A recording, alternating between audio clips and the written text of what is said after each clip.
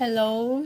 So, kung ano sa tani, ang topic na sa nato is about um, change of gender nimo. Kung ikaw isa ka lalaki, dayon ang imong birth certificate is babae. So, imo jud nang ipa-change into male sex gender. Kung ikaw naman sa usa ka babae, parihan ako, dayon lalaki ang iyahang birth certificate, pariha gyapon ako. Based on my experience, grabe kay siya kadaghag requirements. Makabuang ang requirements. So, kailangan jud ka naman jud tay local live birth, no? Kay pagkataon na to, natay kapya na local live birth ang tawagan na. Next is karon nga generation, magkuha na sa ta og lain nga copy adto sa PSA. Birth certificate gapon na siya nga copy, pero issue siya sa PSA. Si katulo, magkuha ta og medical certificate nga authorized siya sa inyong city health office ninyo diha sa asa na kuhaon sa inyong lugar ang mga medical certificate. Ang medical certificate di ay another requirements na sad na ana siya. Pat na siya kabuok na kay PSA copy sa birth certificate, local copy sa birth certificate, ultrasound nimo nagpamatuod, kung example babae ang imong appearance, then lalaki ang imong gender sa birth certificate, so kinahanglan siya ultrasound. Ang tawag sa ultrasound is TVS. So next is kinahanglan siya og valid ID. So number 1 jud ang valid ID, ug wa ka na ba sus pangita jud mo og way para makakuha man ng valid ID, kay grabe jud ka sensitive ng valid ID. So next is mao na to, magkuha kag medical certificate to ato sa city health sa diri sa among lugar, sa city health na siya kuhaon. So karon medical, dayon magkuha sa kag medical records. So ang medical records di ay sa akong lugar is asa ka gipakataw or asa ka gipanganak sa imong mama, gianak sa imong mama, I mean. So dito ka magkuha. So another na sad problem nako sa akong medical records, di ko kakuha. Why?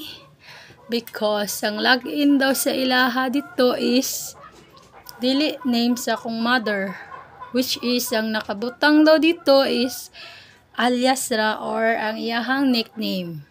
So the problem is kailangan si mother nako og affidavit nga nagpamatuod nga siya nasayop siya na pagabutang niya og unsa yang gibutang dito, ngano nang alias daw ang butang niya dito.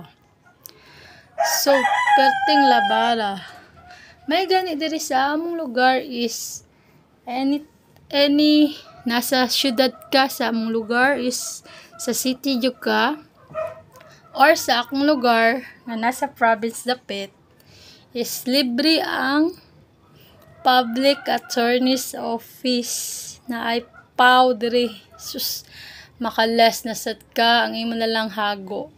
So karon magkuan si mother dito, magkuha siya og affidavit niya para i-attach dito sa hospital kung unsa siya ka tinuod ka sincere nga kana siya nasayop na siya butang diha, nga mao na nga nangalias daw siya, unsa na siya nga nung dili iya pangan tinuod ang nakabutang diha. Pero ngano sa hospital nakuha or nahibawan nga female ko dito sa ilaha. sa ilahang record. So galibog ko na na female ko dito niya. Pag kuan ako diri sa local live birth nako, which is kana mo na ang nakabutang diha, dili mao. Ya pagkuha sa nako sa PSA birth nako mo gihapon. It's letter M lang gihapon. It's not letter F. So ay nako, labad siya. So another na sad problem ana medical record. So makuha ka sa among lugar is only 50 pesos ang kuhaon niya ana nga mga kuan, but very kuti kay siya, as in daghan kay siya labad. So another na sad is magkuha ka og school records. Sa ako ang requirements is elementary school record ra ang kuhaon, dili sa high school. So magkuha dito, okay naman noon dito sa elementary na ko, kay ila raman sa akong mother, so dali ra. So worth ra gud ang kuan sa eskwelahan. So the third one is the makuha lang nimo. So magandam dito og kwarta. So ang birthday siya sa change sa gender is 3K. Yan, naa siya daw bayranan nga 300 sa ilang public, sa ilang private attorney nila.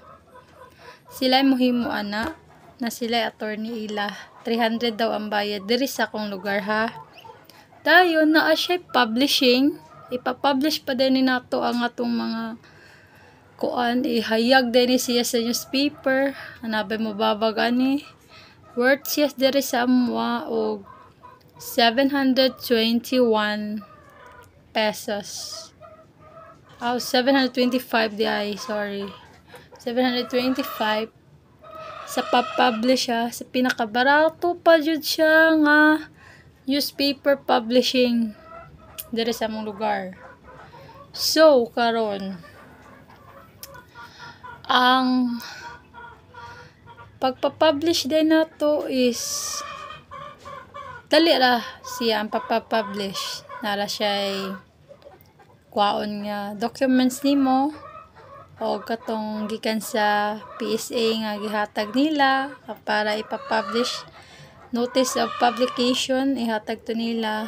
Dayon modagan siya og mga 3 weeks usa nimo siya makuha.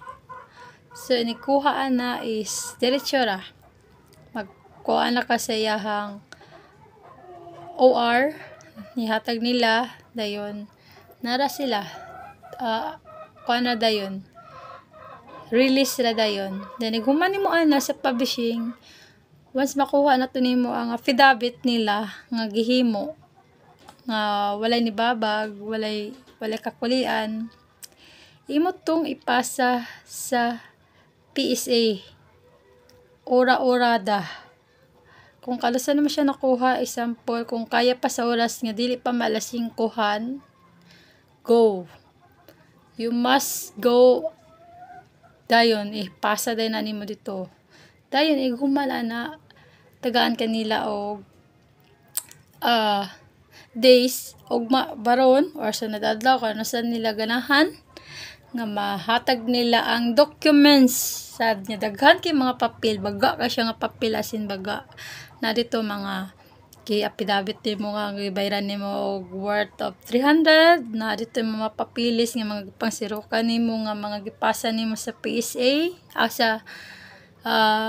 sa local civil registrar's office, di ay na siya ipasa sa LCR sa inyong lugar. Dayon sa baga ka siya. So ighuman magpasa atong mga gikan sa newspaper publishing is na sila ipakita ni mga kani siya day, si Rocky ni siya. Si Rocky ni ana-ana dayon mo na dayon. Naate bayaran ani day kung mari ka ugma or sunod adlaw igbalik nimo nay bayaran nga 150. Napay bayaran guys, 150 na sad. 150 guys is kuha na siya. ang document nimo nga gipabalik ka diha is giandam na to nila nga baga ang document tinakabaga nga papel nga imo nang dadun sa asa kanila putang nasad nga office nara na siya sa upper kay nara ka sa second floor so na siya sa third floor so imo siya pabuton dito imong priority number kay dito ka mobayad og 150. So 150 guys. Dayon okay na dayon to. Pabuto na nila to dayon kipasa ra to nimo para dito sa ilang record na. So mobayad ka 150 then after nara siya ilag in nimo nga detalye gamay like cell number dayon excuse me, ighuman is magpaabot na lang ka after 6 months o sa i-release. So, as of today, wala pa ko na kay wala pa ko mahuman. So, mag-update ko ninyo next mga adlaw. So, hope makuha na siya. Thank you.